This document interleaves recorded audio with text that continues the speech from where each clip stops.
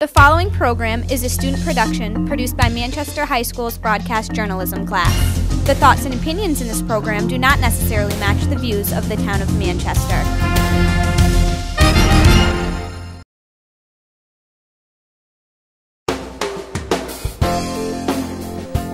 Hello everyone, and welcome to this year's very first edition of Manchester Monthly, your go-to resource for all news Manchester. I'm Max Larmet. And I'm Dominique Mohammed. Thanks for joining us today.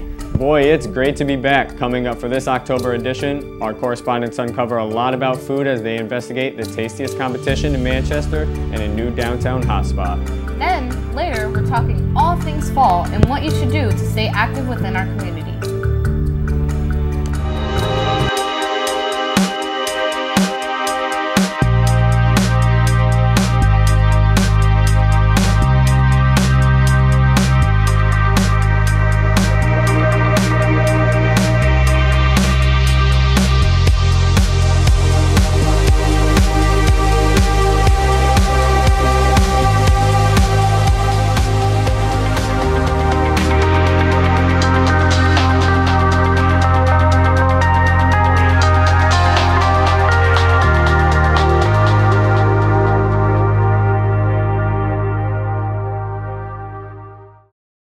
For our first story, reporter Will Manasian discloses some details about the closing of Nathan Hale Elementary School and how the town plans on making use of the building in the future.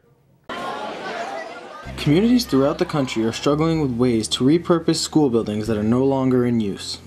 When Board of Education members find that schools are no longer needed for educational purposes due to changing demographics or buildings no longer being suited for hosting students, they then close these buildings and relocate students throughout the district. Nathan Hale School was recently closed partly due to the poor condition of the building. Mary Jane Pazda, a board member, worked on the plan for the building and for relocating students. It would cost too much to renovate. The issue, as I see it, is that's really an anchor in that part of town on the east side. It's truly an anchor for that neighborhood. And so it's really important what happens as we go forward with that. Again, this is not just an issue in Manchester.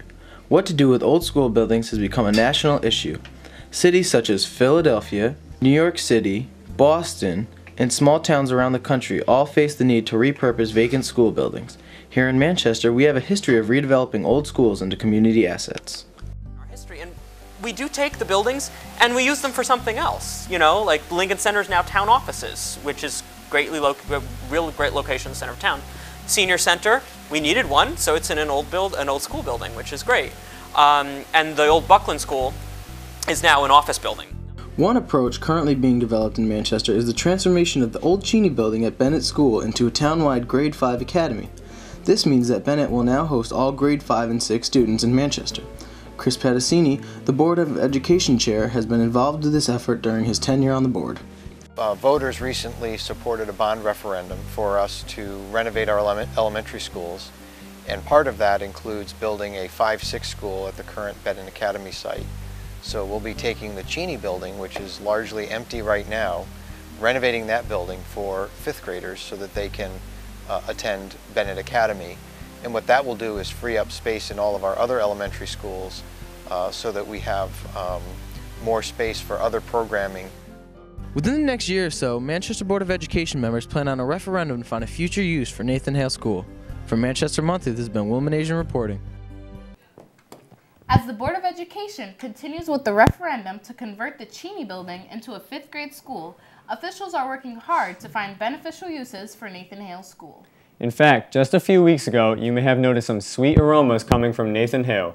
They made use of the space by hosting Manchester's 3rd Annual Chef's Challenge, a fierce competition between some of the town's local restaurants. Eric Hernandez brings us on the scene and gives us the details.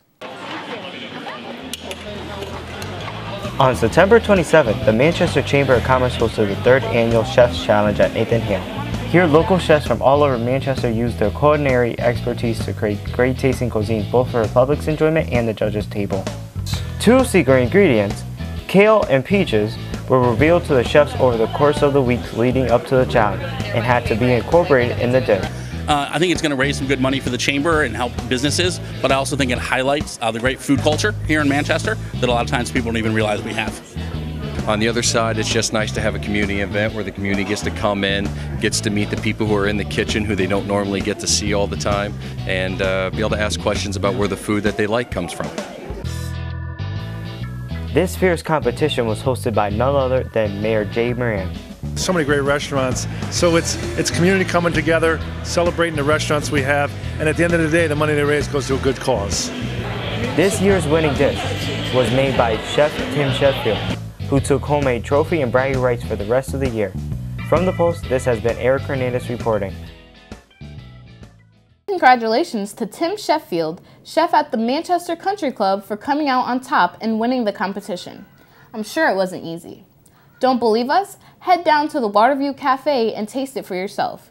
Be sure to check out some of the other amazing restaurants that participated while you're at it. All this talk about food may be making you hungry. A new vegetarian place on Oak Street just opened this past summer. 21 Oak is bringing rave reviews and is quickly becoming a new hotspot for Manchester's downtown area.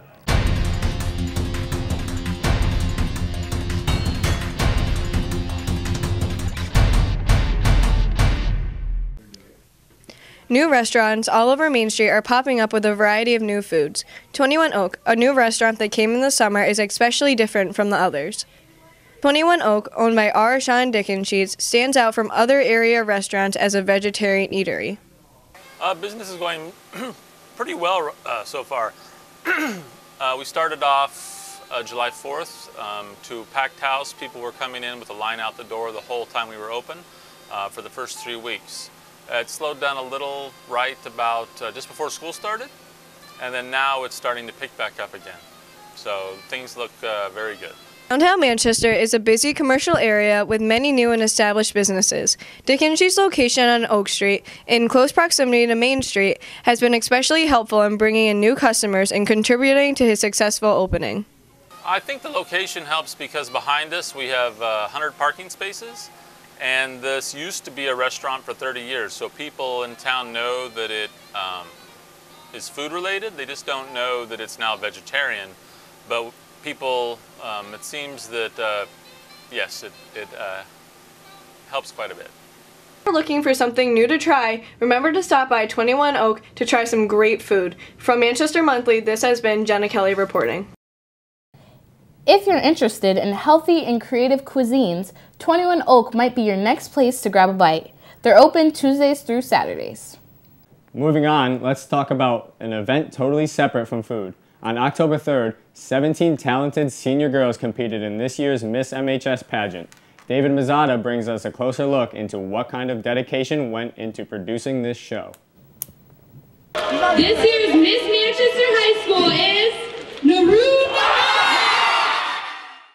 After countless hours of practice and rehearsal, 17 MHS seniors were able to share their talents last Saturday in the Bailey Auditorium. The result was a Miss MHS pageant like no other. The audience witnessed 17 talented performers, all of the acts unique in their own way. But weeks before the contest, competitors were already beginning to prepare. These talented girls were ready to showcase their hard work. We've been practicing every day as a group and also with all the girls from Miss MHS. Everybody's really supportive and it's been fun. It's a little stressful, but fun. The contest included a series of events, including a formal wear, talent, group dance, and a brand new hula hoop category. Contestants were also privately interviewed before the show. Miss Cicchini, along with the other judges, Miss Favat, Miss Gonzalez, and Miss Satin, were responsible for choosing their favorite act as the winner. You know, we like to see girls who are really interested in representing the school, you know, that have some terrific qualities you like to see in an MHS student. And, you know, it's good if they bring a certain level of confidence to the interview and when they're on stage performing their talent. All of the contestants brought their A game, but in the end, Naroon Nahar had the performance of the night when she performed a cultural dance with a twist.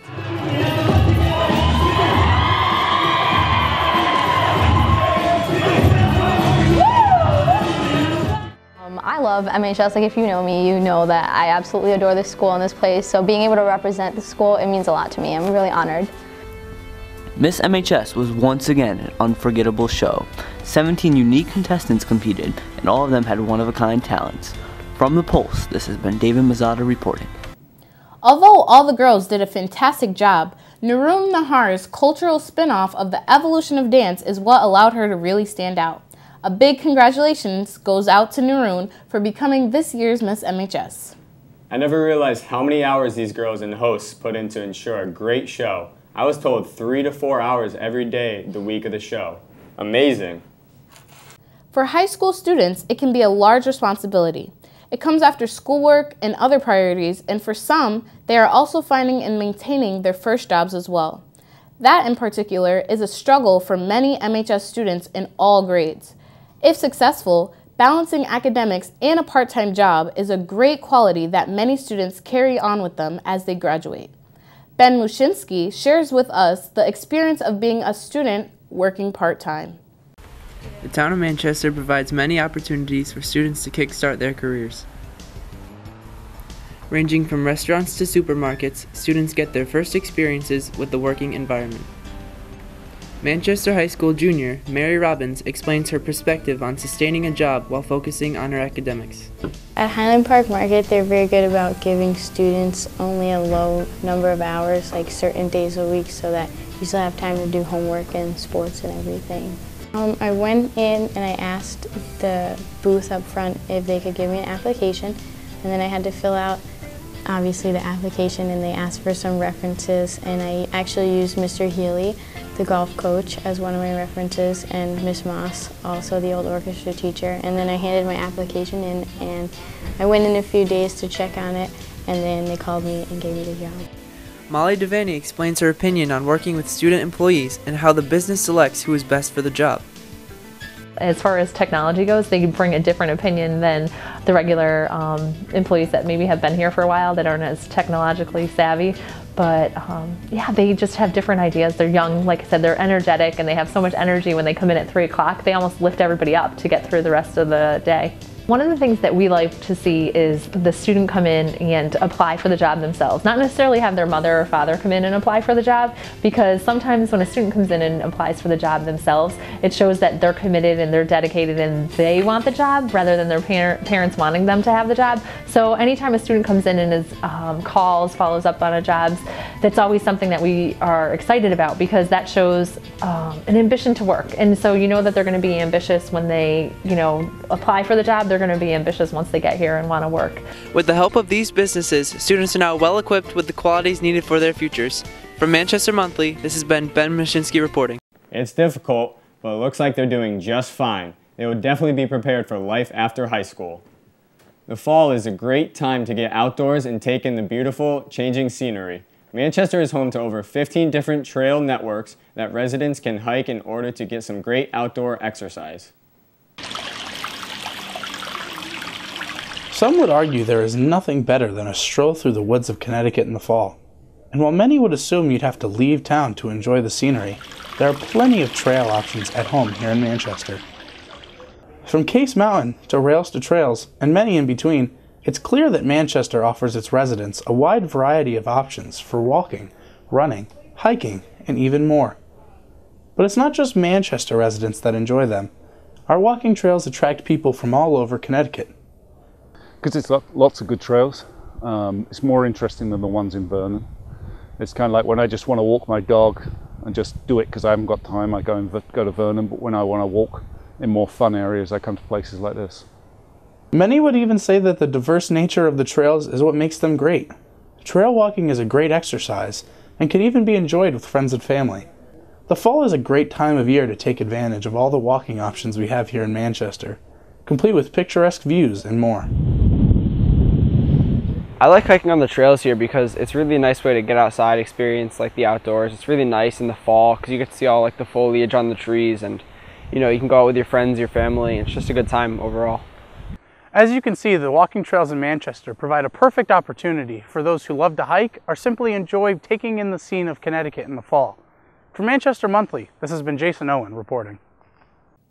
If you'd like to navigate through the trails of Manchester, you can find information about the distance and quality of each trail all on Manchester's town website at townofmanchester.gov/leisure/hiking.cfm.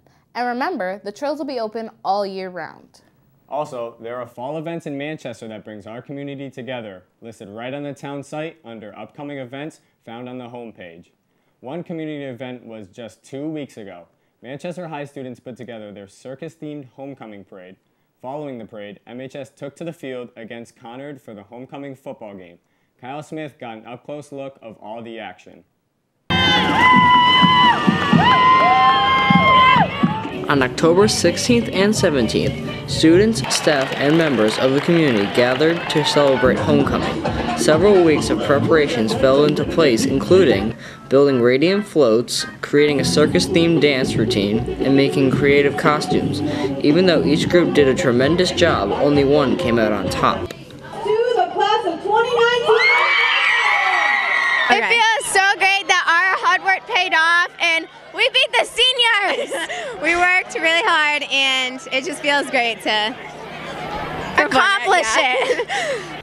Last year, the senior class achieved their goal of first place. This year, the freshmen, the underdogs of the MHS community, took the victorious win at the parade. Okay, honestly, I'm kind of salty, but the freshmen did really good, and their float and dance was probably the best, so I'm not actually that mad. Even as disappointment struck the upperclassmen, victory was still achieved as the senior class was awarded Outstanding Production Number. It was kind of disappointing, but I mean, we still put our hard effort into it, and that's all that really matters. I mean, they did really good, so congrats to them. After the parade, homecoming king and queen were announced at the football game against Conard. Seniors Noah Richard and Rosanna Perez were crowned this honoring title. To wrap up the weekend, MHS students displayed a vast amount of school spirit at the homecoming dance, and let me say, it was the place to be. From the hard work and practice for the parade, and the blood, sweat, and tears for the game, homecoming was definitely one to remember. From the Pulse has been Kyle Smith reporting. I did not see that one coming. The freshmen won. Wow. But they did put a lot of time and effort into their performance. Last Saturday's early Halloween took place downtown. Kids of all ages were chalk drawing, pumpkin decorating, and even trick-or-treating at businesses up and down Main Street. Cam Wesolowski got a closer look of what all the fun was about. The warm, sunny days have quickly disappeared as the transition to the fall season has already begun. Superheroes, princesses, and even animals gathered along Main Street in Manchester to celebrate these fall-time festivities dressed in their favorite costumes. I got in my costume and I got my Halloween bag ready, and I did some drawings, like a funny drawing. Businesses along Main Street provided an early Halloween experience for young children as they handed out candy and interacted with the Manchester community in a unique way. The culmination of fall for people is Halloween, it's October, the leaves are falling and changing colors and the leaves are falling and the weather's getting cool, and so this is a good way to set off the fall season and to bring it to a head, you know, to a culmination, because it's just an awesome opportunity for people to come together and come on Main Street and to enjoy Manchester. Holiday-inspired activities throughout the community mark the beginning of a new season. Residents have joined together to create a warm atmosphere as the temperatures begin to cool down. From The Pulse, this has been Cameron Wesolowski reporting. With Halloween on everyone's mind, Jake Bolduck goes to the street to discover how other people in Manchester will be celebrating the spookiest night of the year. Street beat. Hey, street beat. Hey, street beat. Street beat. Street. Halloween is coming up fast and is the source of major excitement not only in the Manchester community but worldwide. People from all different ethnicities celebrate Halloween in their own special way. We've decided to go out and talk to the citizens of Manchester about their Halloween traditions. Well, our tradition is to have a tremendous display. It takes up the entire yard. It goes up in one day. It's taken down 8:30 at night. This year will be Back to the Future. It's Star Wars. It's Harry Potter. And we have moving parts. And we have hundreds of people who come, including adults, for that. Well, right now, I usually have a Halloween party at my house. This year will be the second year that we're doing it. We'll invite people over, they have to come in costume. It's just a nice way to hang out with friends, you know.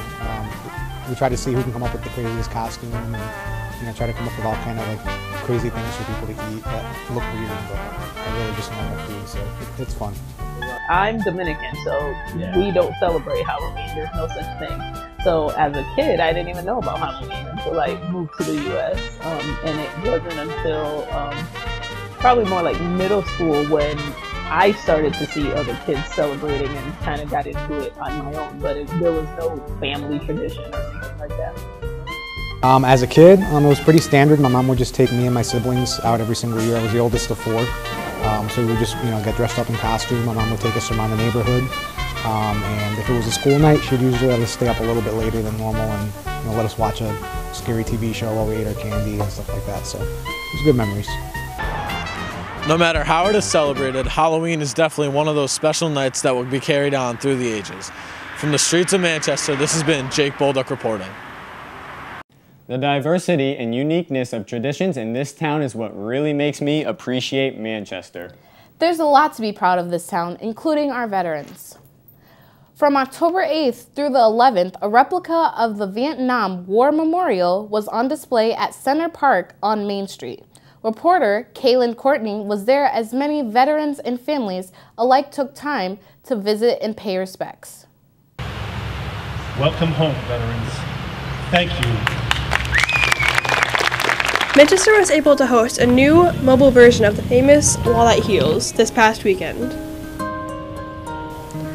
The wall, which is a replica of the Vietnam Memorial in Washington, D.C., was set up in the Center Memorial Park behind the library and was open for visitors to walk along and pay respect to the 58,267 names of the men and women killed in the Vietnam War. A committee of 20 Manchester citizens came together during these past 15 months to make this event possible. I really didn't understand what it was, but my friend Lynn Sotelli from Schultz Design had looked at it, wanted this, it was really important to her, and she was starting to form a committee about it, and she said it was to honor Vietnam veterans, which really sparked my attention. Veterans attended the ceremonies with an immense crowd, which included troops, families and friends of the veterans, and anybody else that wanted to see the wall during its time here. Emotions resonated throughout the crowd, and the veterans were able to feel the love and support of other Manchester residents.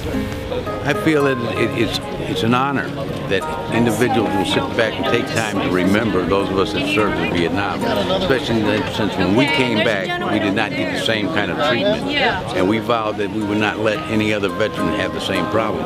And to have the town of Manchester bring in the Wall That Heals, Okay, I'll be back it's an honor for me, because I know too many names on that wall.